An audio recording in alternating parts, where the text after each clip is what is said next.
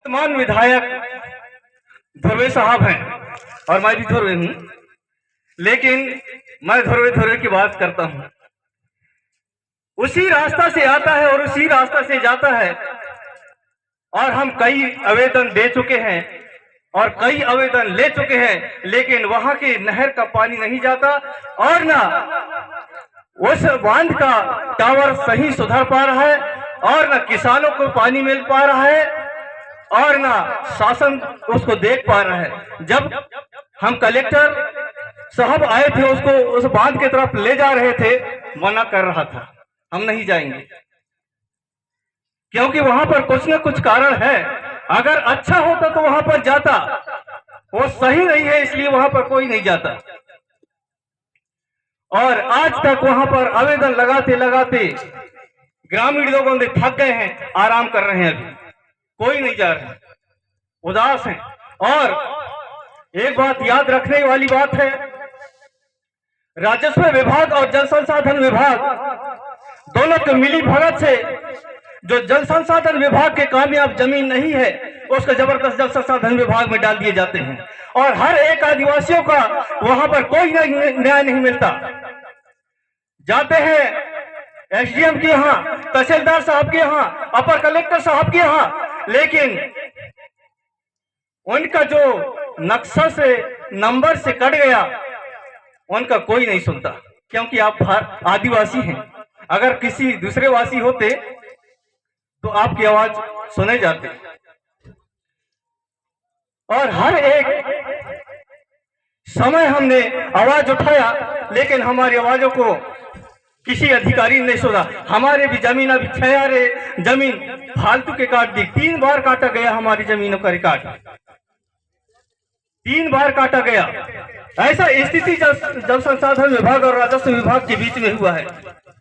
तो इन समस्याओं को और ऐसी बातों को हमको याद रखना होगा। आदिवासियों, आज तो हमारे साथ ये घटना हुआ है, लेकिन इस भारत के अंदर हर एक आदिवासियों के साथ ये घटना हो सकता है, इसलिए आपको चेतन्य होगा और इस बात को याद रखना होगा। और यहाँ पर हर एक शिक्षाओं और हर एक संविधान के बाद हर एक लोगों को मालूम नहीं है, और जिसको याद है उसका कोई सुनता नहीं है, क्योंकि हम आदिवासी हैं।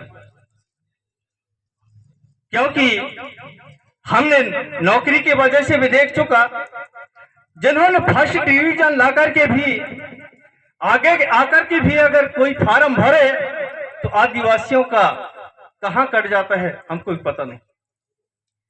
और कई ऐसी बातें हैं जो कृषि विभाग के अंतर्गत भी देखा जाए, तो कृषि विभाग के अंतर्गत जी भी मैं कई योजनाओं का लाभ लेने के लिए चाहा, लेकिन न तो हमारा बोर का हुआ, और ना सौर प्लेट का हुआ, और न किसी प्रकार का जो शासन से मिलता है लाभ, वो आज तक किसानों को नहीं पहुंच पाता है। कई ऐसे मुद्दे हैं हमारे बीच में। मैंने लोन लेने के लिए रोजगार कार्यालय में आदिवासी वित्त विभाग में मैंने फार्म भरा, लेकिन मुझे लोन भी नहीं मिला, क्योंकि मैं आदिवासी हूं।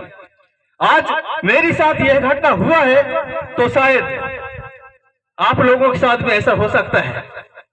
और हम अपने अपने परंपराओं को, अपने आदिवासियों को हम बता देना चाहते हैं कि यह जंगल जमीन की लड़ाई है, लेकिन इसके अंदर और रहस्य भरी बात है, जो